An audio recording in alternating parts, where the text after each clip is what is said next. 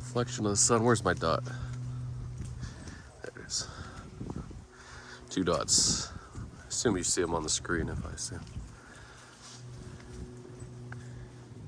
Is that an animal? It's weird. Usually they get far away and they don't sound as close. Sounds like something sneezing.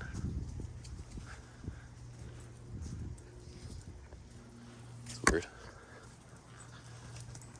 Maybe it's just her. I thought it was a coyote or something.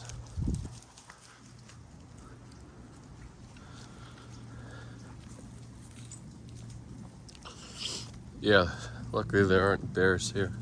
The only animals that can really kill us are mountain lions. But they're not going to approach a group like this unless they're in a group themselves and they don't hunt alone. I mean, they only hunt alone. They're not like lions. They're pretty small, actually. They're only the size of 2 dogs, 80 pounds to 120. So like 35 kilograms to 55 or something. Yeah, they're not too big. So they are big. Thing is, you might say, oh, big dogs are the same size as them, right?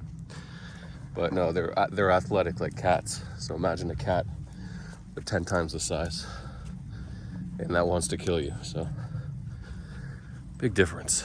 But yeah, they're gonna avoid groups because they're solitary animals when they're hunting. The only reason they might attack you is if they're protecting their cubs. But in general, if you're in a group, they're not gonna attack you. Versus lions, of course, lions will attack you in a group, I believe. Bears, definitely. Unless you yell at them. But again, if they're guarding their cubs, they may not retreat. So, and how often are they having cubs or litters to guard? Depending on it, like if they raise the cubs till 2 or 3 years old when they leave. Is it 2 or 3 or 1 or 2? I'm not sure. It's gonna be pretty often. But so it obviously has to be a female adult that you're encountering. But males, unless they're starving, of course, if they're starving, they're gonna eat you regardless of how many people are in there. They're gonna go for it. So a lot of cases. Anyway, the rule is in general, have a weapon on you. But the thing is, against a wild animal, a predatory animal, a cat or a bear. What else are there? Predatory dogs. They're small. Hyena. Don't think it's a dog. It's related though.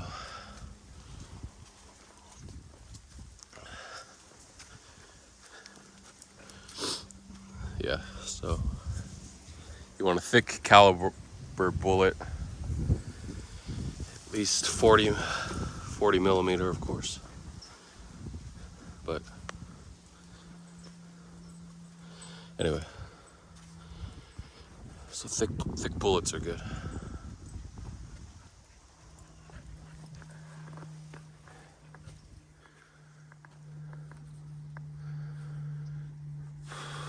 So when the bullet hits the animal, you know how like in the movies you see a little flesh wound when someone gets shot. They're like bleeding, but they're still like moving. They don't immediately go down. You want the bullets that will split a chunk of the animal out. So when it hits, it'll bore through the animal and immediately throw out flesh, spit out flesh, and whatever organ it hits, it'll tear that organ apart. So those are the types of bullets you want when you're out in areas with wild animals that can kill you.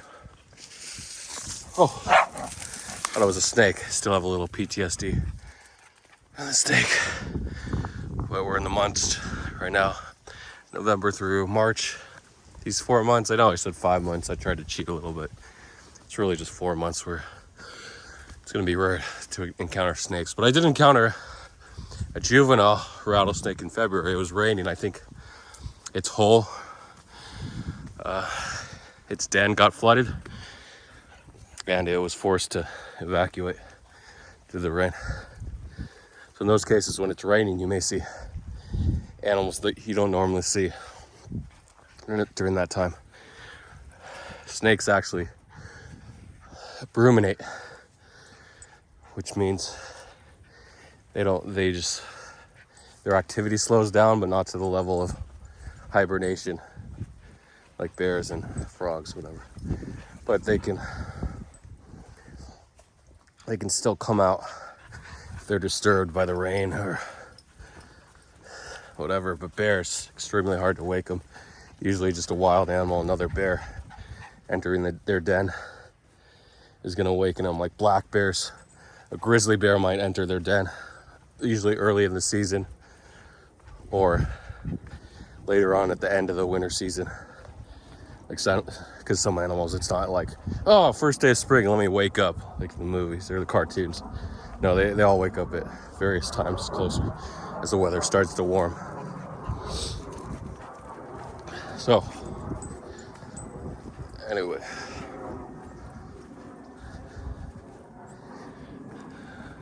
So my wild animal talk. So crypto vlog for November 18th. Pretty sure it's the 18th because I didn't see the table roll over, the chart roll over to the 19th. I don't look at calendars. I don't look at my phone on the date. I only look at the charts. Okay, so crypto vlog for November 18th, 2023. I gotta update you, right? It's been a whole week, but I didn't talk about a lot of crypto in the Mar-a-Lago vlog. If you want to see that, it's on YouTube. Go ahead and watch it. Something dramatic happened to me.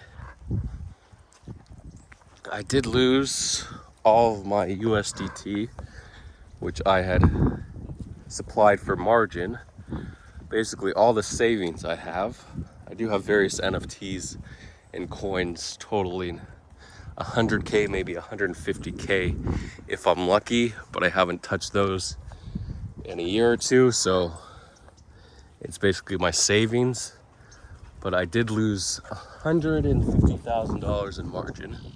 So very, very peculiar. Why did I do it? You can call it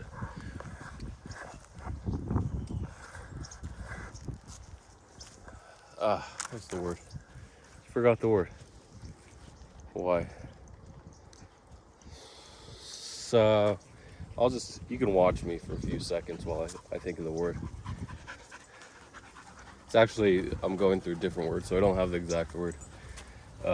In my head, I know what I want to say, but again, I can't think of the word. Why I lost 150K. Pathological, there we go. It was pathological, related to disease.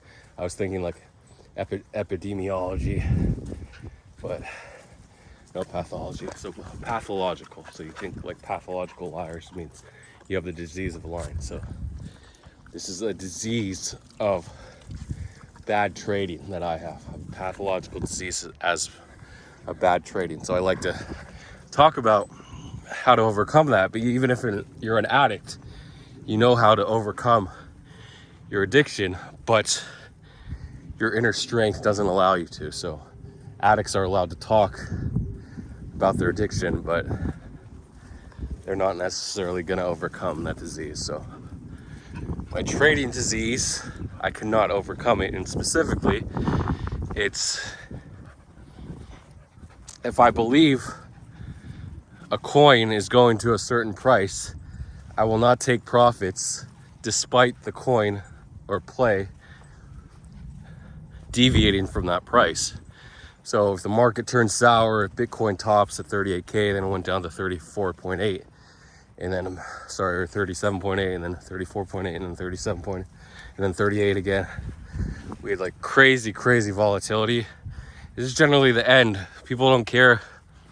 Just whales manipulating the price, because manipulation is key here. The ability to manipulate the market is what allows big players to remain in the market.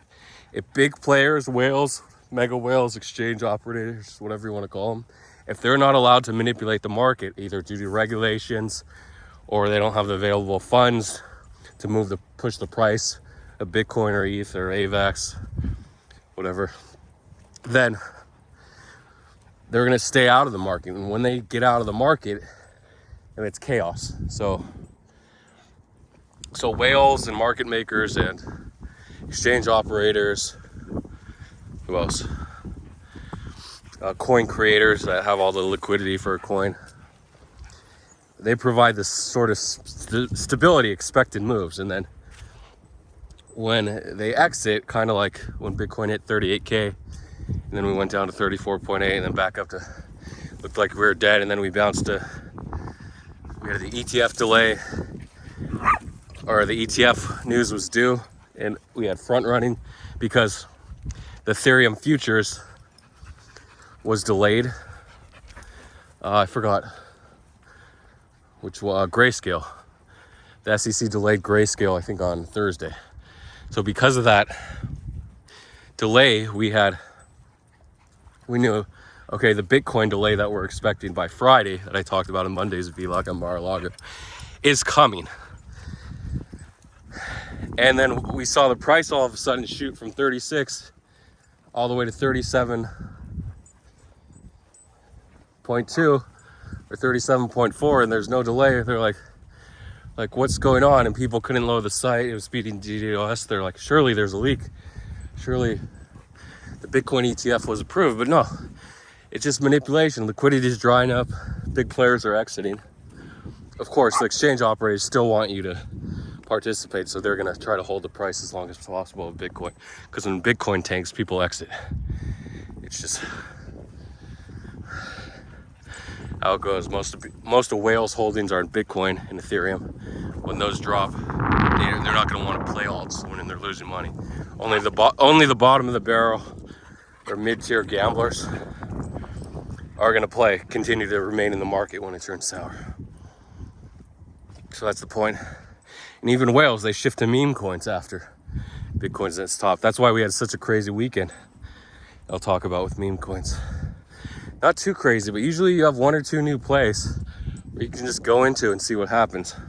So I talked about Grok. How Grok...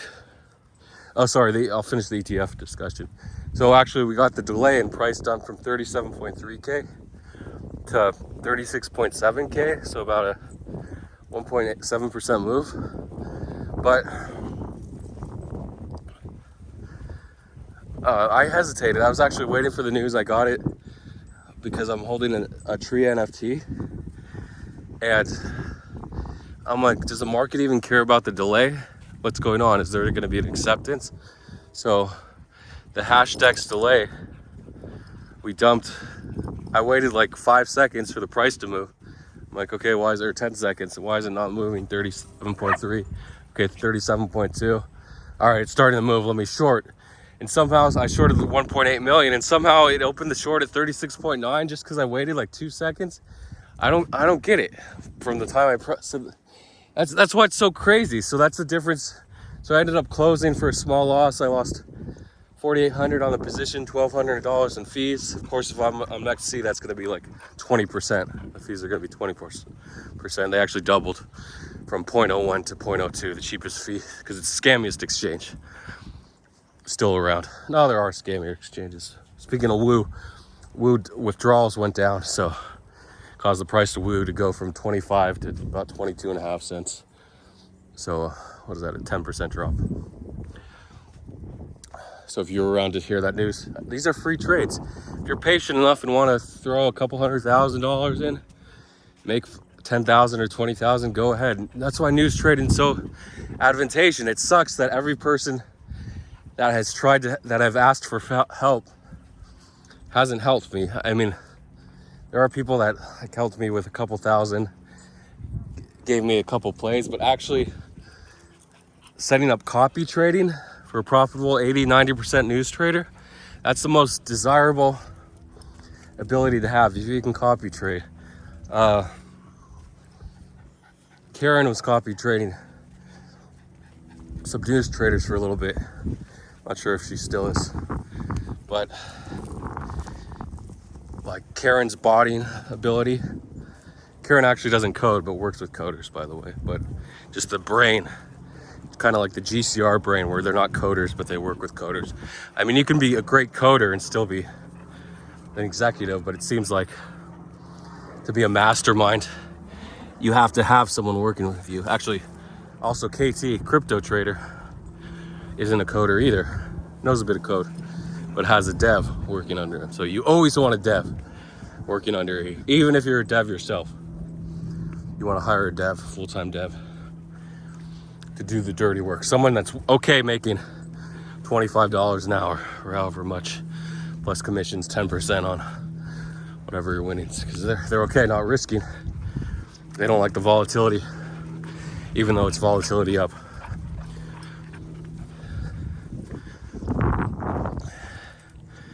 Is he slow because we haven't walked in a week? 3 weeks actually. You slowing down, boo-boo? This little guy is probably my favorite. I know I said like a couple years ago I didn't play favorites, but yeah, I'm gonna be so sad when he dies. He's my second favorite of all time. It's so hard when they die. Or third favorite of all time. It's hard to say.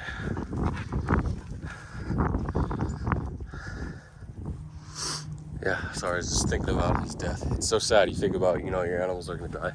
You think about it, you get sad, and then they actually die. And you're sad, and then you move on. Only when you have breaks. If you're busy with work, you tend not to think about the emotional aspects of your life, your relationships, but then at the same time, it can cause long-term damage if you're not working on your day-to-day relationships and so focused on work. So,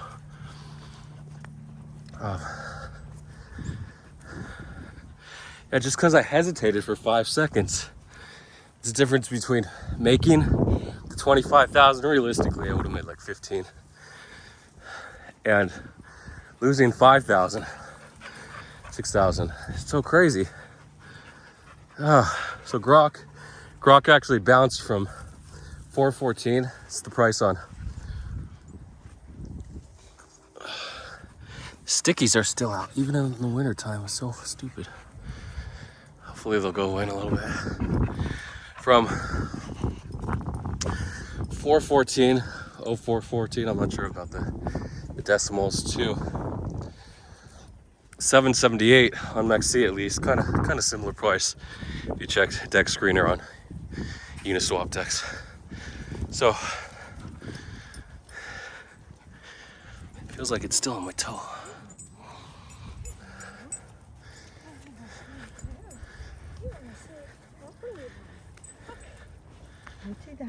Hi. Horse poop. I don't think it was her poop though.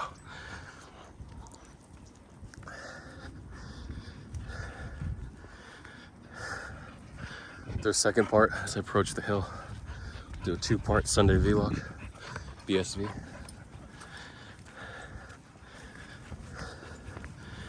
So Grok bounced almost 2x. What is that, 90%?